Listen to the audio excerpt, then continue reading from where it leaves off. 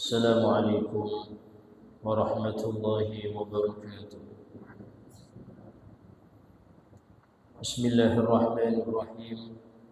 الحمد لله رب العالمين، وبه نستعين على أمور الدنيا والدين.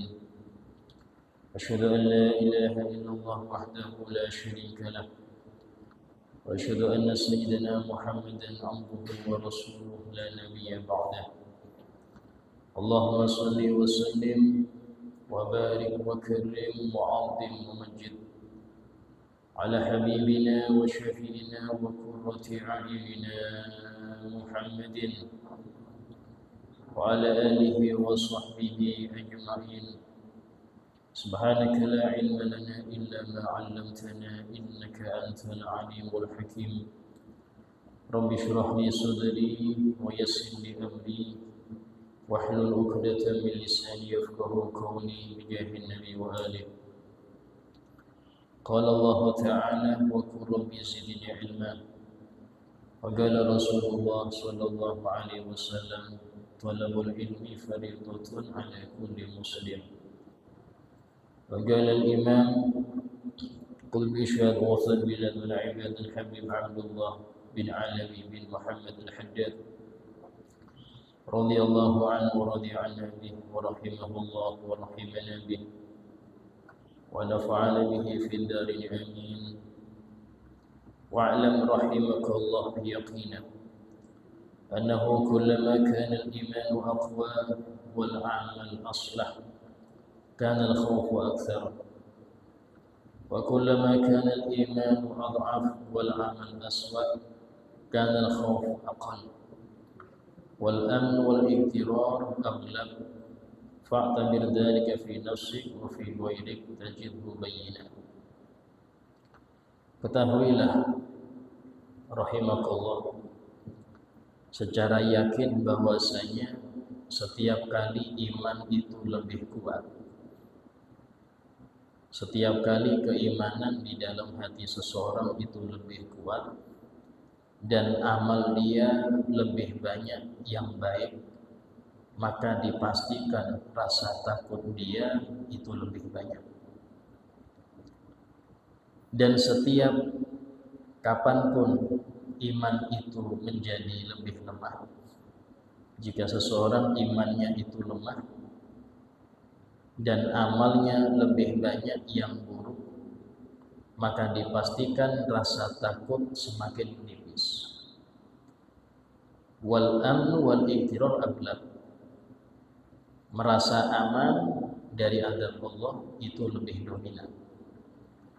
Dari sini menjelaskan bagaimana termasuk daripada tanda iman yang lemah kalau optimis masuk surga.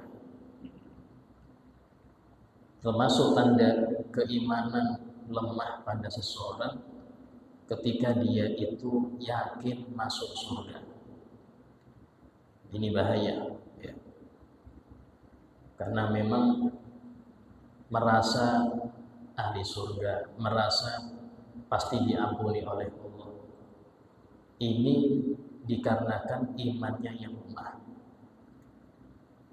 Kenapa demikian? Karena kalau seseorang itu imannya kuat, dipastikan rasa takutnya itu semakin dominan.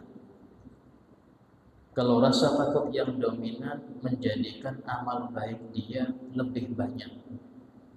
Sama seperti orang yang khawatir masa depan.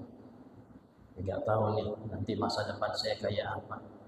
Maka dia akan berusaha mengumpulkan. Karena yang dia khawatir, jangan-jangan kayak apa.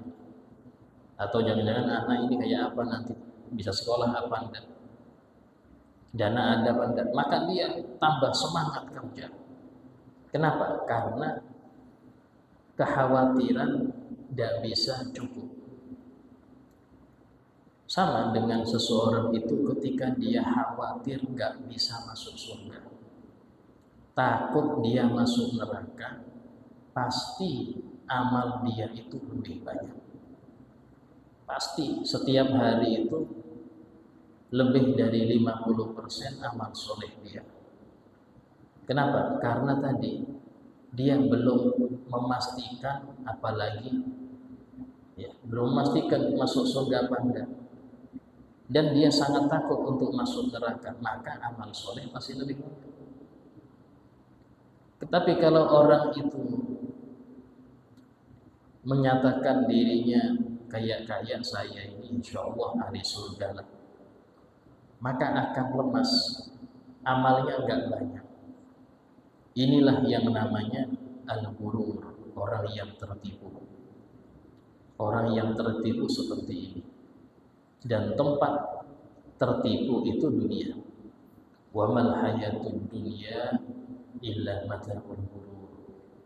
Dan tidaklah kehidupan duniawi ini kecuali hiasan yang menipu. Kenapa dibilang hiasan menipu? Pertama, ada kalanya orang yang menganggap puncak kesuksesan adalah ketika makmur di dunia ini, dan dia tidak memikirkan setelah mati sukses apa, dan dia nggak paham itu.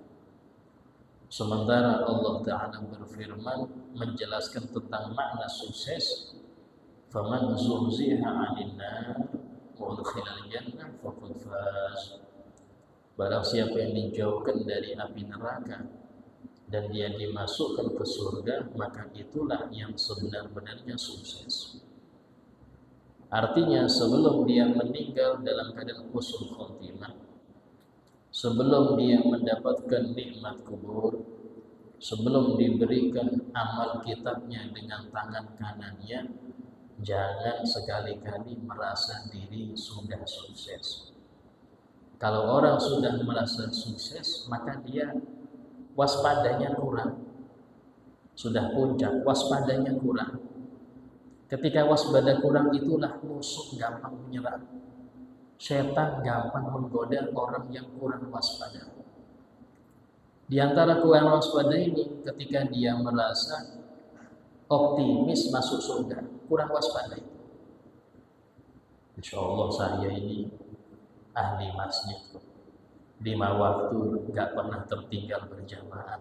Masa sih masuk neraka? Masa sih? Insya Allah saya ini hafal Quran, tidak mungkinlah masuk neraka. Ini gak waspada. Setan lebih gampang nyerang orang-orang ini.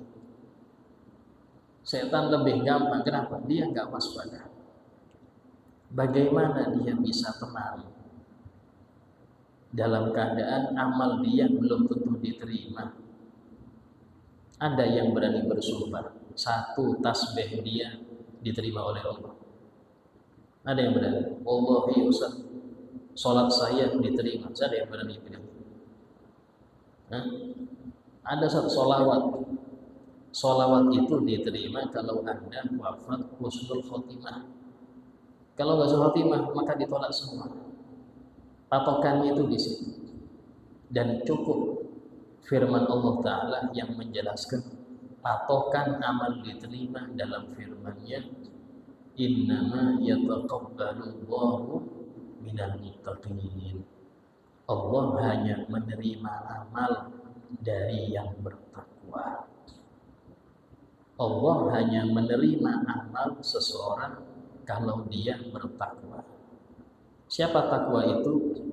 Yang benar-benar menjalankan perintah Allah dan benar-benar menjauhi larangan Allah. Selama masih aja riba, masih aja ngomongin orang, masih aja senang lihat haram, masih aja senang buka aurat, belum bertakwa. Belum bertakwa. Sehingga bagaimana dia bisa yakin amal dia diterima? Yang seperti ini berarti tertipu. Nganggap amal diterima padahal belum tentu. Yang kedua, banyak orang nganggap dosa dia itu diampuni. Padahal apakah betul? Karena tidak ada jaminan dosa kita diampuni. Ada Ustaz, kalau orang sholat kan dosanya diampuni. Itu kalau sholatnya diterima. Orang kalau sholat dosa diampuni. Memang Nabi bersabda kepada para sahabat, bagaimana pendapat kalian kalau di depan rumah kalian ada sungai yang jernih dan kalian mandi di sungai itu 5 kali sehari semalam, apakah tersisa kotoran di badan orang itu? Tidak ya Rasul, sudah bersih pasti. Kata Nabi, demikianlah orang yang sholat 5 waktu, dosa dia akan bersih. Ini dengan catatan kalau diterima. Kalau nggak diterima, bagaimana yakin dosa diampuni? Nah ini, jangan jadi orang tertipu. Karena itulah disebutkan dalam Al-Quran, wala taghurrannakumul hayatud dunya. Jangan sampai kehidupan duniawi ini menipu kalian. Wala yaghurrannaka billahil ghurur. Dan jangan sampai sang penipu ulung yaitu setan menipu kalian dari mengenal Allah. Apa orang mengenal Allah itu? Yaitu Allah Maha Kuasa mencabut nikmat kapanpun. Allah Maha Kuasa untuk menghilangkan kenikmatan dari kita kapanpun. Allah Maha Kuasa mencabut nyawa kita kapanpun. Kalau orang sudah kenal Allah, pasti dia tambah takut. Kenapa? Karena Allah kapanpun bisa merubah keadaan kita sekejap. Allah punya kun fayakun. Allah punya kun fayakun. Hari ini Anda kaya, besok bangkrut. Tidak mustahil bagi Allah. Hari ini segar bugar, besok di kain kafan. Tidak mustahil bagi Allah. Orang yang kenal Allah pasti takut. Kenapa? Karena waktu itu kapanpun bisa terjadi. Sehingga dia dalam keadaan rasa takut itu banyak ibadah. Banyak sholat, istighfar, ingat terus kepada Allah. Ya. Nah, ini dikatakan sehingga kalau ada orang dia mengaku-ngaku merasa dirinya pasti diampuni oleh Allah, itu rata-rata amalnya kecil, amalnya sedikit. Kalau untuk amalnya banyak, berarti gak lillah.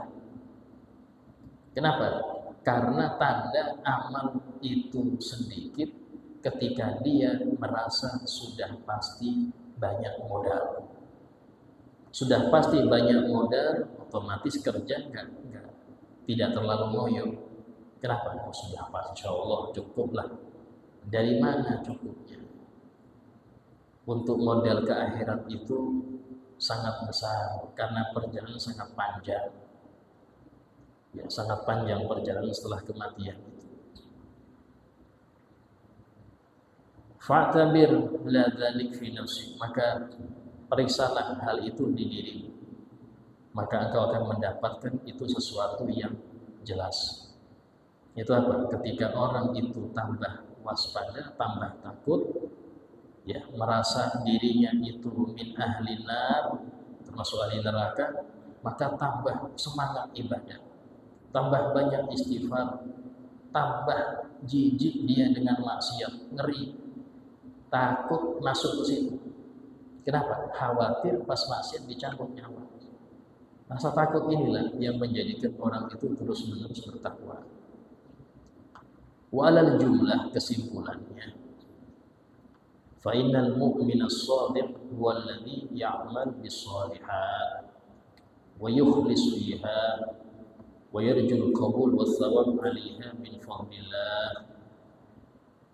Kesimpulannya, mukmin yang benar-benar, seorang mukmin yang benar-benar beriman, tidak ada faktor lain kecuali ridha Allah, adalah orang yang beramal soleh, yang banyak beramal soleh, dan dia ikhlas di dalam amal itu. Faman kana yarju liqa'a rabbih falyamal 'amalan sholihan wa la yusyrik bi ibadati rabbih ahada. Barang siapa yang mengharap ridha Allah, enggak mengharap yang lain, maka hendaknya dia beramal soleh dan tidak menyekutukan Allah dalam ibadah itu. Artinya enggak ada mengharap selain Allah. ya, nggak pengen terkenal, nggak pengen viral, nggak pengen harta, nggak pengen ini, nggak pengen. Maka di sini namanya mukhlis. Wa yarjul qabul was-sawab 'alaiha min fadillah. Dan dia mengharap amalnya itu diterima, mengharap dapat pahala balasan itu dari Allah. Sehingga dalam hal ini di antara yang menjadikan orang itu ikhlas adalah ingat akhirat. Ingat akhirat. Disebutkan Allah Ta'ala berfirman ketika menyebutkan para nabi-nabi, inna akhlasnahum bi khalisatin diqadar. Sesungguhnya kami menjadikan mereka para nabi itu ikhlas bi khalisatin dengan alat pengikhlas. Apa itu? Apa itu? Diqadar, ingat akhirat. Kalau sudah orang ingat akhirat, maka dia tidak akan mengharap balasan makhluk. Seakan-akan mau balasan di mana? Sini apa di sana? Nah, ini disebutkan dalam Al-Quran. Waman aradal akhirata wa sa'alaha sa'yaha faulaika kana sa'yuhum mashkura. Barang siapa yang hanya ingin akhirat dan dia berusaha mengejar akhirat, maka merekalah orang-orang yang usahanya akan dibalas oleh Allah Ta'ala. Sa'yuhum mashkur, dibalas oleh Allah, bukan dibalas oleh orang, yang balas Allah, yang membalas Allah Ta'ala. Dilanjutkan, waman yurid thawabad dunya nutihi minha. Yang pengen pahala duniawi kami kasih, kata Allah, kami kasih. Tapi wa ma lahu fil akhirati min nasib. Tapi di akhirat enggak ada lagi sisa pahala. Ambil itu. Pengen biar murah, beli sesuatu dimurahkan. Nah. Pengen biar terkenal ini. Nah, ambil. Tapi di akhirat jangan minta lagi. Nah, ya seperti itu. Ini bagaimana untuk setiap yang beramal, maka hendaknya memperbaiki niat dia. Apa yang dia cari dengan amal itu, sehingga orang yang bekerja karena Allah, untuk Allah, maka Allah yang memudahkan dia, Allah yang mencukupi dia. Wa yajanibu sayyi'at wa yaqudu anha. Seorang mukmin yang benar-benar, dia akan menjauhi segala perbuatan maksiat dan takut, khawatir untuk ditimpa kemaksiatan tadi. Khawatir untuk ditimpa oleh kemaksiatan tadi. Wa yakhshal iqab 'ala ma 'amila minha, dan dia takut siksaan atas yang sudah dia perbuat. Karena itulah Nabi bersabda, kullu bani Adam khata'un. Semua manusia itu ada salahnya. Tapi tadi beda orang yang salah sambil senyum-senyum sama yang salah sambil nangis, beda. Yang salah sambil nangis ini tanda mukmin yang benar. Tapi salah bangga cerita, tadi malam saya gini. Bangga dengan kesalahannya, beda Pak. Ya, beda. Dan Allah Ta'ala akan memberi balasan menurut pekerjaan setiap hambanya. Faman kana minal mu'minin ala ghairi hadil awsaf fahuwa minal mukhallitin. Dan siapapun orang-orang beriman yang sifatnya tidak seperti di atas, maka dia termasuk orang-orang yang mencampur adukan antara amal baik dan amal batil. Dan urusan dia di akhirat sangat berbahaya. Artinya apa? Artinya rawan masuk neraka. Rawan masuk neraka. Fafham hadhihi jumlah, maka pahamilah kalimat ini. Wa talib nafsak, dan tuntut dirimu itu untuk bersifat dengan sifat mukmin yang benar-benar ini. Maka engkau akan selamat dan engkau akan sukses nanti di akhirat insyaallah taala. Wa'lam, ketahuilah anna unwan as-sa'adah, ciri-ciri orang yang bahagia di akhirat. Karena memang ketika seorang manusia itu di perut ibunya 4 bulan, itu ada beberapa keputusan yang ditentukan untuk bayi tadi. Di antaranya rezekinya, nggak mungkin ketukar. Yang kedua ajalnya. Yang ketiga amalnya.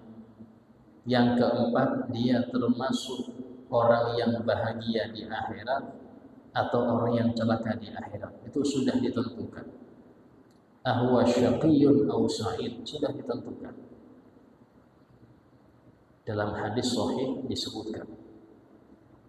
Tapi tadi hal tersebut untuk kita paham, tidak ditampakkan, agar kita terus-menerus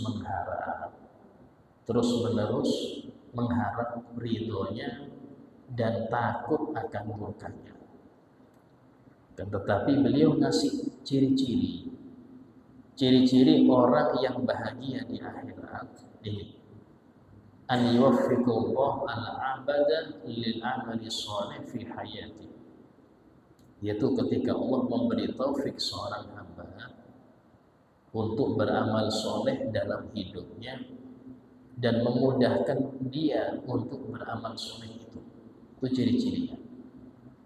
Pengen baca Quran bisa, pengen sholat berjamaah bisa, pengen hadir majelis dimudahkan.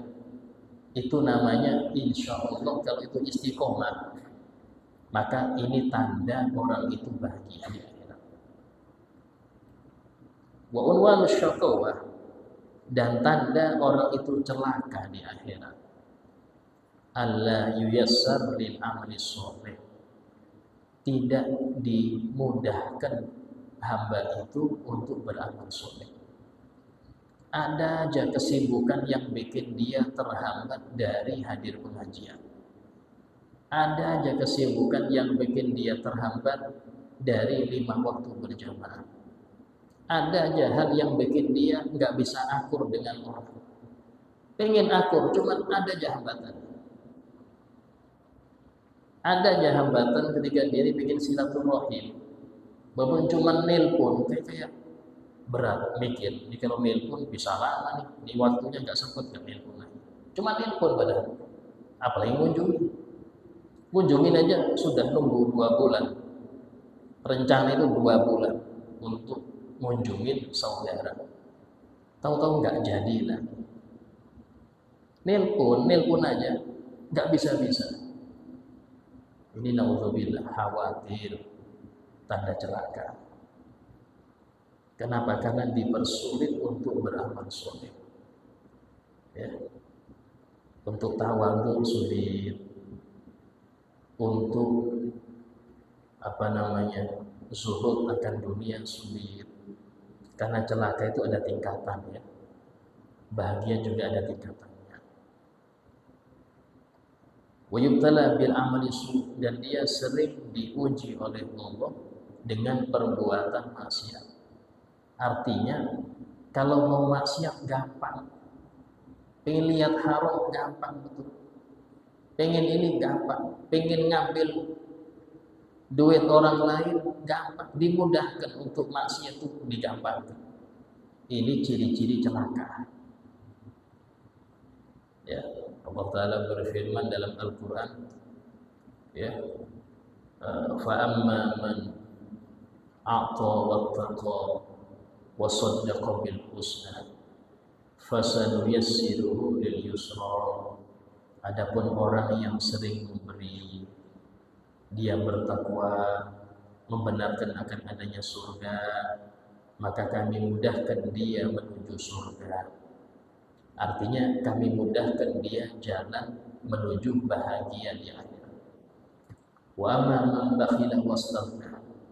Adapun orang yang pelit dari yang wajib ataupun yang sunnah, pelit dari zakat ataupun sedekah, wastaghna, dan dia sombong, wa kadzdzaba bil husna, bahkan kurang percaya dengan adanya surga. Buktinya amal ke situ kurang, kesempatan banyak untuk beramal tapi dia gak ngambil kesempatan itu, malah dibuat berleha-leha. Fasanuyassiruhu lil usra. Kata Allah, kami mudahkan dia menuju neraka. Kami mudahkan dia menuju celaka di akhirat. Hati-hati, itu ciri-ciri. Artinya, ciri-ciri orang yang celaka itu mudah betul berbuat maksiat. Jalan terbentang luas untuk maksiat itu gampang. Dan dia ngikutin itu. Walaupun nanti habis maksiat nyesel saya. Tapi besok ngulang lagi. Besok ngulang lagi. Gak ada kapoknya. Kadang-kadang sama Allah dibuat dia tertipu. Sudah apa-apa. Habis ini sholat taubat, ya, wudu, sholat taubat, insya Allah bersih lagi. Besok ngulang lagi. Ya. Kadang-kadang maaf nih, nilep duit kantor. Oh, ini kayak apa, dosa ini, dosa. Tapi kalau nggak saya ambil, diambil orang lain, mending saya ngambil. Tapi kan kalau saya tak taruh di masjid sebagian, siapa tahu jadi halal. Nah ini, jadi kadang setannya pinter nih. Akhirnya dia nyumbang ke masjid, ya taruh kotak amal, insya Allah berarti halal ini, kan sudah ada tuh masjid juga. Nah, tidak seperti itu dari setan itu fikihnya setan, bukan fikihnya Nabi Muhammad SAW. Sebagian orang seperti itu ya, menganggap ketika dia dapat uang haram, dia santuni anak yatim dengan uang itu, maka insya Allah jadi halal, dan itu tetap jadi haram, bahkan dia berdosa double. Apa doublenya? Dia memberi makan muslim dari yang haram. Dia memberi makan seorang muslim dari yang haram. Dia memberi kotoran ke masjid dengan uang haram itu. Hati-hati. Jangan dikira itu halal. Dosanya double. Ya, apa cara halalnya? Balikkan kepada yang berhak. Itu bukan hak Anda. Dicontoh ya. Sehingga dalam hal ini, orang ketika dia kok gampang sih saya ini maksiat, itu harus waspada. Berarti khawatir Anda dimudahkan ke neraka. Pas pengen ngaji Quran sulit betul. Pengen ngaji itu sulit betul. Sehari, 2 hari, kadang seminggu gak ngaji. Ini harus waspada, ada apa? Kenapa kok saya dijauhkan dari amal baik? Kenapa? Mikir di situ. Ya. Qala Rasulullah SAW, pernah Nabi SAW itu bersabda, "I'malu, beramallah kalian. Terserah amal baik, amal buruk, kata Nabi SAW, mau beramal silakan. Fakullun muyassarun bima khuliqa lahu." Setiap orang itu akan dimudahkan beramal untuk apa dia diciptakan. Ini kalimat simpel, Pak. Ya. Nabi menjelaskan lagi, man khuliqa lil jannah, barang siapa yang dia diciptakan untuk surga. Memang takdirnya ahli surga ini orang. Yussiru li amali ahli jannah, maka dia akan dimudahkan untuk beramal amalan ahli surga. Kalau dia memang diciptakan untuk surga, gampang betul amal surga itu.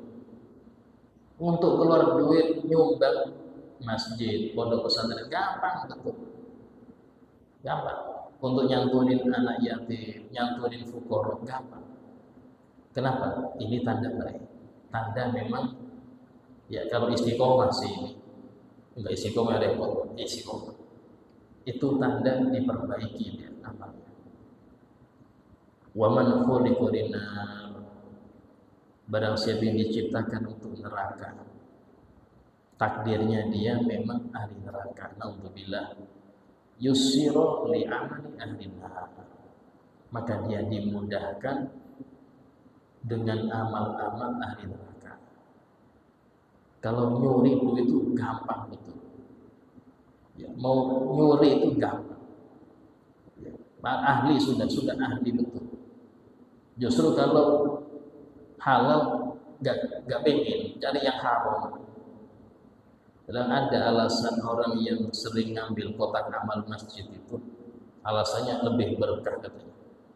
Lebih berkah dari mana? Itu halal. Ya, kan tadi ya, orang kalau sudah cetakannya neraka, naudzubillah, itu Allah mudahkan untuk maksiat. Bahkan sulit untuk taat, itu sulit. Untuk taat itu sulit. Walamma qabadallahu al-qabdatain, ketika Allah Ta'ala membagi manusia dan jin itu menjadi dua, maka Allah berfirman kepada kelompok yang pertama, yang mereka ini adalah orang-orang yang bahagia. Allah berfirman, haula lil jannah, ini mereka ini diciptakan untuk surga. Wa ma amali ahli jannah ya'malun, dan mereka dengan amal ahli surga akan beramal. Gak mungkin beramal dengan yang lain.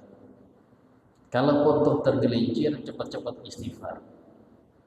Kemudian Allah melihat ke kelompok yang kedua. Naudzubillah, semoga kita tidak termasuk kelompok itu. Allah berfirman, haula linnar, mereka ini untuk neraka. Wa bi amali ahli nar ya'malun, dan mereka hanya beramal dengan amalan ahli neraka. Sehingga jangan kaget kalau ada orang suri diajak kebaikan. Tapi tadi ya, jangan suudzon, karena Allah bisa jadi merubah keadaan. Berapa banyak orang terlalu optimis kalau dia ini merasa ahli surga, Allah balik beberapa menit sebelum wafat. Baru ini sebelum wafat Allah mampu. Karena itulah jangan terlalu pede, walaupun Anda di masjid 60 tahun gak pernah ketinggalan 5 waktu. Jangan terlalu pede, karena yang paling penting itu kayak apa wafatnya.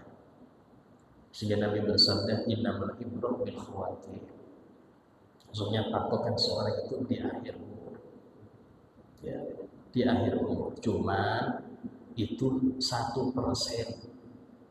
Kebanyakan orang yang beramal ahli surga 99% masuk surga.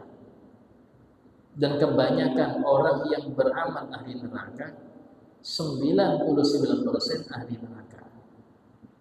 Tapi ada 1% yang kita khawatirkan ini. Ada kalanya orang ini amal ahli surga, tapi naudzubillah kok masuk neraka, itu 1% berarti. Itu yang dikhawatirkan. Itu yang dikhawatirkan. Itulah orang-orang soleh itu tambah soleh, tambah takut. Tambah soleh, tambah gak berani meninggalkan yang sunnah. Gak berani untuk ngambil atau makan tangan kiri, gak berani. Jangan khawatir. Kalau kita mungkin terbiasa sudah. Tapi mereka semakin tinggi semakin berat. Bahkan Nabi itu sering menguji sahabat kayak gitu. Nabi itu sering menguji sahabat. Nabi itu pernah di suatu masjid, langsung beliau mengatakan dalam Sahih Bukhari, Abu Bakar fil jannah, Abu Bakar di surga. Di Nabi gak mungkin bohong. Umar fil jannah, ditunjuk satu-satu sampai 10 sahabat. Uthman fil jannah, Ali fil jannah, Zubair bin Awam fil jannah, Talha bin Ubaidillah fil jannah, Sa'id bin Zaid fil jannah, Sa'd bin Abi Waqqas fil jannah, Talha bin Ubaidillah fil jannah, Ubaidah bin Jarrah fil jannah, Sa'id bin Itu semua disebut. ada Abdurrahman bin Auf fil jannah, 10. Sehingga mereka terkenal dengan asyraf mubasysyirin bil jannah. 10 orang yang ketika hidup diberi kabar gembira menjadi ahli surga. Ini ujian, Pak. Jangan kira terus santai. Kalau sahabat nggak kuat imannya, kayak kita sumbangan, dibilang gitu, nggak pengajian lagi sampai di-sharing terus. Sudah pasti surga, ngapain lagi ngaji? Ngapain lagi pengajian kalau sudah pasti surga? Yang ngomong Nabi, tidak mungkin bohong. Kalau kita, tapi ini yang diuji orang-orang besar, sahabat-sahabat yang di puncak keimanan. Tapi apa mereka setelah dengar itu? Tambah giat ibadah. Yang biasanya malam itu ada tidur, enggak tidur sekalipun. Sayyidina Umar itu waktu jadi khalifah, saking takutnya punya hitungan di akhirat, baju satu setelannya, nggak punya gantian, nggak punya ganti, sehingga sering terlambat ke kantor karena nunggu kering baju. Satu aja bajunya. Sayyidina Abu Bakar waktu beliau wafat, kekayaannya itu berkurang merosot dari sebelum jadi khalifah. Berkurang merosot sebelum jadi khalifah. Ini yang Nabi tes dengan tadi. Sehingga jangan dikira dapat begitu terus bangga, tidak. Itu ujian. Itu ujian. Ya. Bahkan sebagian wali itu ada yang dites, ditampakkan bisa lihat lauhil mahfuz untuk diuji, ini merasa sukses nggak? Merasa sudah nyampe nggak? Kalau sudah merasa nyampe, dia akan merosot karena nggak ada sukses sebelum wafat. Dan semoga Allah Ta'ala jadikan kita orang-orang yang terus waspada, tidak tergoda akan dunia, dan terus-menerus dalam keadaan takut kepada Allah sampai kita mendapatkan husnul khatimah ketika ajal menjemput, setelah panjang umur, setelah afiat, cukup modal bertemu dengan Allah Ta'ala. Ala hadiniya wa kulli niyatin shalihah. Al-Fatihah. Bismillahirrahmanirrahim. Alhamdulillahirabbil alamin. Rahmanir Rahim. Maliki yaumiddin. Iyyaka na'budu wa iyyaka nasta'in. Ihdinas siratal mustaqim. Shiratal ladzina an'amta 'alaihim ghairil maghdubi 'alaihim waladdallin. Amin. Bismillahirrahmanirrahim. Alhamdulillahi rabbil alamin. Allahumma shalli wa sallim ala sayyidina Muhammad wa ala alihi wa sahbihi ajma'in. Rabbana anfa'na bima 'allamtana, rabbi 'allimna alladhi yanfa'una wa bi faqihna wa faqihna wa qurbatin lana fi dinina. Rabbi waffiqna wa fi umurina ترتضي قولا وفعلا كرما ورسول كل حلالا لهما وخلا يقولا نهضى بالخير فكل شر ربنا واصلح لنا كل شؤون وقرا بالرضا منك العيون وقض عنا ربنا كل العيون قبل ان تاتينا رسل المنون ربنا آتنا في الدنيا حسنه وفي الاخره حسنه وقنا عذاب النار وصلى الله على سيدنا محمد وعلى آله وصحبه وسلم والحمد لله رب العالمين. السلام عليكم ورحمة الله وبركاته.